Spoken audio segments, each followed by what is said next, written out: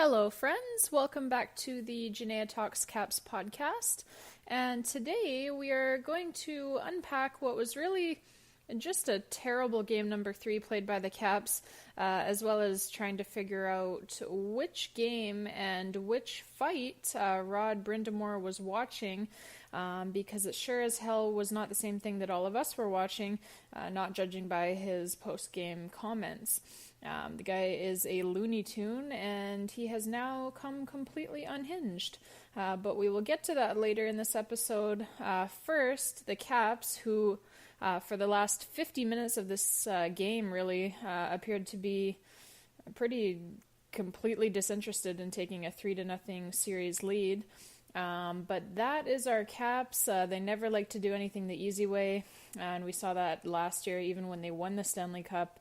As they won the cup in what I would call peak Washington Capitals fashion, doing nothing the easy way, pretty much the whole way through the playoffs. You will remember that they were down in every single series last year, before eventually coming back to win every single series. They dropped the first 2 games of the playoffs on home ice against the Columbus Blue Jackets. They came back and won the next 4 straight, winning the series in 6 games, and they came from behind in the series against Pittsburgh as well. They came back from a 3-2 series deficit against Tampa Bay, the supposed best team in the Eastern Conference that year, and they did so by shutting out the Bolts in what were back-to-back elimination games for the Caps, first in Game 6 in Washington, and then in Game 7 in Tampa Bay. They outscored the Bolts 7-0 over the final 2 games of that series, and then they came from behind in the series against Las Vegas as well, to claim the first Stanley Cup in Washington Capitals franchise history. So yes, the affectionately nicknamed comeback Caps come from behind in every single series, win the Stanley Cup. And they also closed out every single series on the road as well. They were road warriors, if you will, in the 2018 Stanley Cup Playoffs, winning a whopping 10 games on the road, which tied an NHL postseason record. My point is, you could say that these guys are used to doing things the hard way. We know this.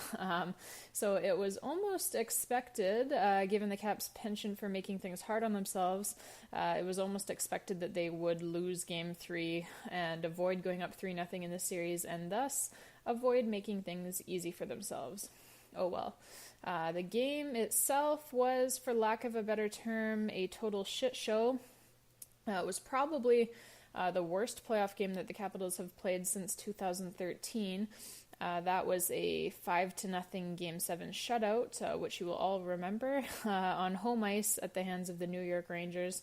Now, obviously, the circumstance, a Game 7 on home ice, during a time when the question was still being asked if this Caps team had what it takes to win a championship.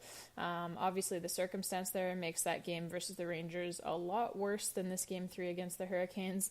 But as far as the actual hockey being played by the Caps, this game was much worse than that Game 7 in 2013.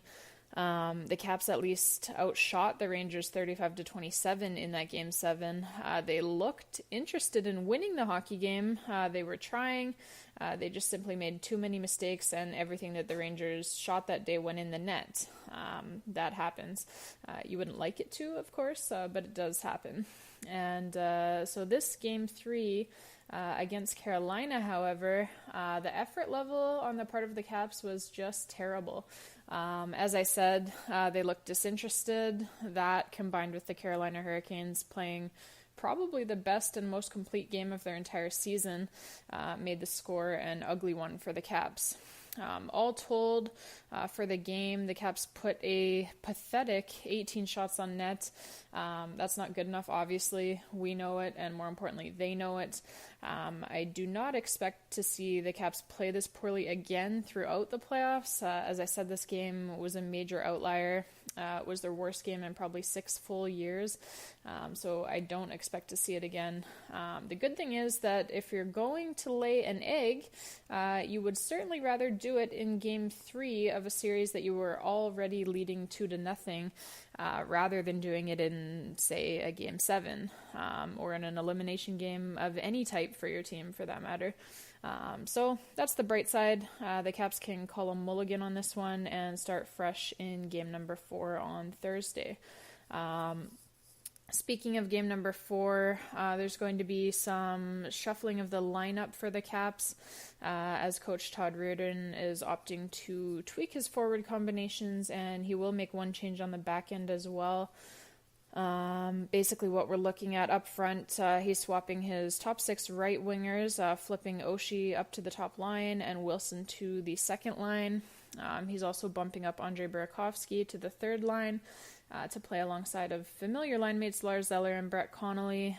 Travis Boyd will draw into the lineup on the fourth line, replacing Chandler Stevenson. So your forward lines for Game 4, Ovechkin, Backstrom, and Oshie, Vranek, Kuznetsov, and Wilson, Burakovsky, Eller, and Connolly, and Hagelin, Dowd, and Boyd. On the back end, Jonas Siegenthaler draws into the lineup, replacing Christian Djoos. Siegenthaler will pair up with Brooks Orpik while the other 2 pairings remain the same. I should also point out that the timing is rather remarkable for Todd Reirden to be moving Tom Wilson off of Alex Ovechkin's line. And the reason I say that is because there's been a lot of talk on the Hurricanes side of things about quote-unquote getting Alex Ovechkin back for his knockout of Andrei Svechnikov, which, by the way, I'll have a lot more on in just a minute. But anyways, that notion of getting Alex Ovechkin back for that is hilarious to me because, number one, what is there exactly to get him back for? It was a clean fight between 2 consenting NHL players, and again, I'll have more on this in a minute. And then number 2, it's hilarious to me on another level because who the hell on this Hurricanes team is going to get back at the 240-pound Ovechkin for anything? I mean, it's just laughable, right? Like, I can't think of even one single player on the Canes that would put up anything even close to resembling a fight to Alex Ovechkin.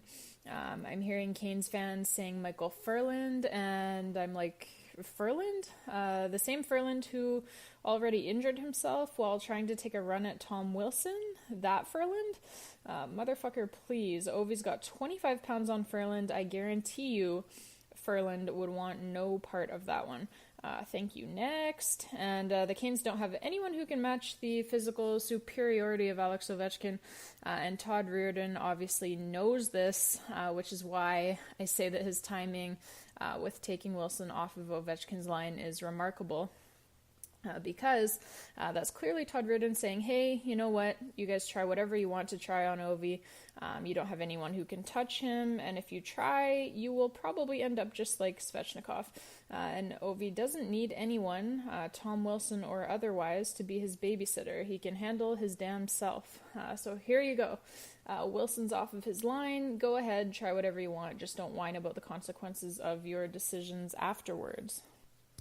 And like I said, this is all really beside the point anyways, because there should be nothing to get back at Ovechkin for. It was a clean fight, and while we're on the topic of whining, and whining about clean fights in particular, let's talk about Rod Brind'Amour, because holy hell can that dude ever whine about crap that shouldn't be whined about. Is anyone else sick of listening to the guy? After all 3 games in this series, he's had something that he felt compelled to whine about, whether it's the officiating, and by the way, the Canes have actually had more power plays in this series than the Caps have, although you wouldn't know it from listening to Brind'Amour play on his tiny violin. Or now, his new thing is railing on Alex Ovechkin for fighting and knocking out Andrei Svechnikov. So let's talk about this fight. Brind'Amour says that Ovechkin initiated the fight. He asked Svechnikov to fight. Apparently Ovechkin dropped his gloves like 25 minutes before Svechnikov did. And apparently he, jumped him from behind and sucker punched him, assaulted him, in something equivalent to a New York City mugging scene straight out of a Hollywood blockbuster. That's pretty much what I'm picturing when I listen to Rod Brind'Amour talk about it, because that's what he makes it sound like when he's talking about it. And what actually happened, and unfortunately for Brind'Amour, I think he forgot that we now live in a world of video replays and YouTube. And so we have the benefit of being able to compare what actually happened to what he's claiming happened. And so if you watch the video, what actually happens is that Svechnikov is slashing at Ovechkin. He takes about 5 or 10 really good whacks at him leading up to the fight. He's butt-ending Ovi, taking cheap shots at him, and then you can see Svechnikov asking Ovi if he wants to fight. Then what you can clearly see next is Ovechkin asking the little guy if he's sure that he wants to do that. Like, really, buddy, are you sure that you want to do this? Are you sure that you want to try your luck with me? I'm much bigger and stronger and just generally tougher than you. Are you sure that you want to do this? Then you can see Svechnikov nod his head, which is the universal hockey code for yes, let's do this, let's drop the mitts. So I don't know what type of a fairy tale world Rod Brind'Amour is living in, but that's what happened. And like I said, the video backs it up, and the video does not lie. But apparently Rod Brind'Amour does lie, and he's lying through his stinking teeth on this one. And again, you can clearly see in the video, both guys dropped their gloves at the same time. Hence, no instigator penalty was doled out. And so again, I'm not really sure what Brind'Amour was watching or where his comments are coming from, other than the fact that he's a bitter, sad little man. What happens next was epic, as Ovechkin KOs the little punk and sends him flying to the ice. Now, to be clear, I do hope that Svechnikov is okay, but at the same time, don't mess with the bull if you don't want to get the horns. Don't run around like a little punk, hacking, slashing, butt-ending someone who's much bigger than you if you don't want to deal with the consequences. And Ovi was actually trying to be a nice guy here. You can see in the video, he tries to let Svechnikov pull a 180 on his poor decision-making and gives him an opportunity to back out of the fight. But Svechnikov, like the idiot that he apparently is, says, no, let's fight.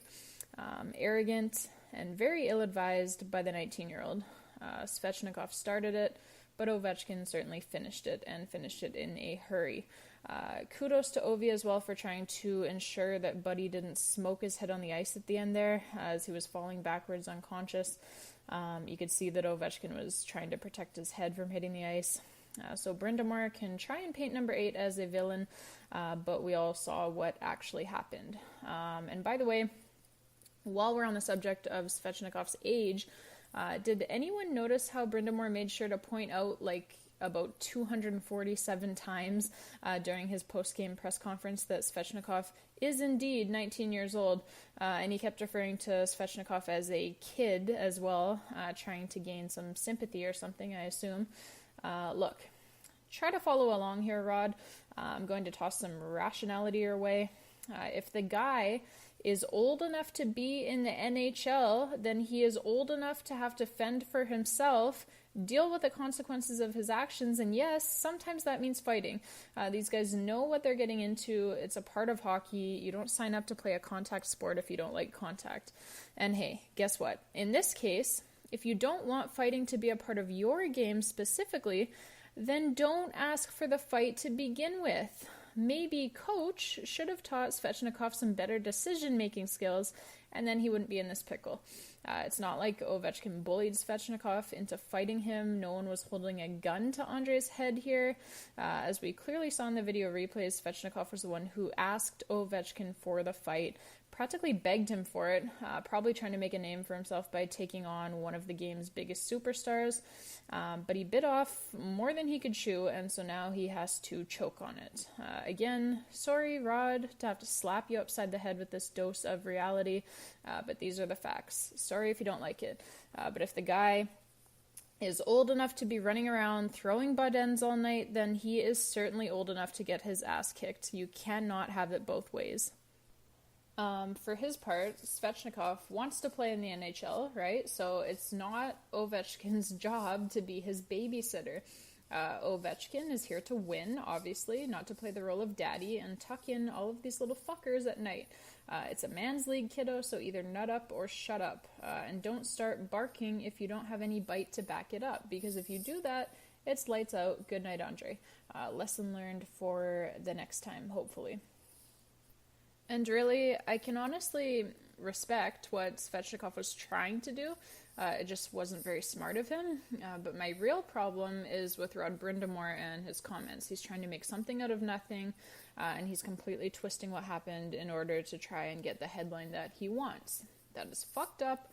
I don't like coaches who do that. I have no respect for them. And let's be honest, we're quite used to whiny coaches as Capitals fans, as we have seen Mike Sullivan in the second round every year for the last 3 years now.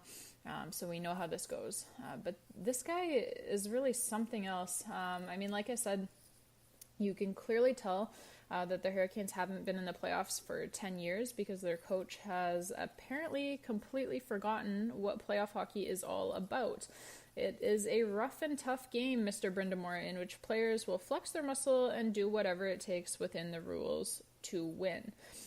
Fans from all around the NHL, fans of all different teams are taking Ovechkin's side in this, by the way, and basically laughing Brind'Amour off of the face of the earth for his comments. Let's take a look at what some fans on social media had to say. I'm not going to read any comments from Capitals fans, as we could be accused that those would be biased, so I'm just going to read the comments from fans of other teams. I'll just read a few because there's literally hundreds of thousands of them. Fans all around the globe are having a hard time understanding what Brind'Amour must be smoking here. So let's have a look on Brind'Amour calling out Ovi for the fight. One fan says, "So, Brind'Amour can't read because I can clearly read Svechnikov's lips even all the way from my couch, and he is the one asking Ovi to drop the mitts." Have to agree with you there. And another says, "Good God, take off the rose-colored glasses, Rod. Svechnikov was asking for it and he got it. Lesson learned." And here's another fan. "Wow, the crack must be good in Carolina because that's the only excuse for these comments from Brind'Amour." And another says, "I'm not understanding what Brind'Amour's problem is. His player asked Ovechkin to fight him. He asked him multiple times, and so Ovechkin finally obliged. Just because one guy is bigger and stronger and won the fight in a landslide does not make this some type of assault. That's like asking your neighbor to come over and borrow your lawnmower and then calling the cops on them and saying that they stole it." And another fan just simply says, "Hey, Nimrod, quit your whining." Yes, simple yet effective. And finally another says, "Hey, Rod, you'd better shut your mouth before the grade 8 knocks you out too." So basically, and like I said, there are thousands and thousands of comments just like this, literally. Fans from all around the league are not understanding what Brind'Amour is getting at with his comments. They think he just sounds stupid and whiny. And it's as if Brind'Amour was watching a totally different event unfold than what all of us witnessed. He's just not making sense, and fans from all different teams have already had enough of his crying, just 3 games into Carolina's first playoff series in a decade. And by the way, just about every big name in hockey, analysts, broadcasters, former players, former general managers, etc., etc., etc., they all came out in defense of Ovechkin as well, and they're all pointing the finger at Brind'Amour for his nonsensical and utterly irresponsible comments. Basically, everyone who knows anything about hockey is saying that Ovechkin did nothing wrong here, and that if you decide to poke the bear, you'd better be prepared to get fucked up. So that's the moral of the story, kids. Don't be an Andrei Svechnikov, and more importantly, don't ever, ever, ever be a Rod Brind'Amour. Now, we have ranted enough for today, although to be fair, that Brind'Amour idiocy was deserving of a very good rant. But now it is time to move on to the happenings from around the rest of the NHL. So you all know what I want to talk about. The Pittsburgh Penguins swept out of the first round of the Stanley Cup Playoffs by Barry Trotz and his New York Islanders. This was glorious. I mean, it doesn't get any better than the Pittsburgh Penguins being swept out of the first round of the Stanley Cup playoffs. I mean, really, my night could not have gone any better. Not only did Pittsburgh fail to win even a single game, but Sidney Crosby was held to just a single point, an assist, by the way, not a goal, through the entire first-round series. So yeah, he didn't even score a single goal, and he was also a -4. And he also managed just a paltry 6 shots on net through the 4 games. Pathetic. So that's amazing, but just in case for some reason that is not enough for you, we also had the ever-cocky Tampa Bay Lightning swept out of the first round of the playoffs as well. Tampa, of course, won the President's Trophy this season as the NHL's top team. They tied an NHL record with 62 wins, but you know what they say, the 63rd is always the hardest one to get, or something. Honestly, Tampa was so pathetic in this series. I don't know if you guys watched any of it. I watched pretty much all of it. They're just not a playoff team. Their entire lineup, and especially their stars, are softer than Charmin toilet paper. They fold like a wet noodle at the first sign of anything even remotely resembling adversity. Their coach, John Cooper, had no answers whatsoever throughout the entire series. He sounded utterly lost after all of the games. And it was the second year in a row that Tampa has been the higher seed, but has been bullied out of the playoffs by a bigger, stronger, tougher, smarter team. Last year, of course, Tampa was knocked out of the playoffs by your Washington Capitals, who went on to win the Stanley Cup. This year, it was Columbus's turn to do the honors, and if it weren't bad enough that the Bolts are the first ever President's Trophy winning team to not even win a single game in the playoffs, we can add some more salt to the wound by reminding Tampa fans that you also just handed Columbus their first ever playoff series victory.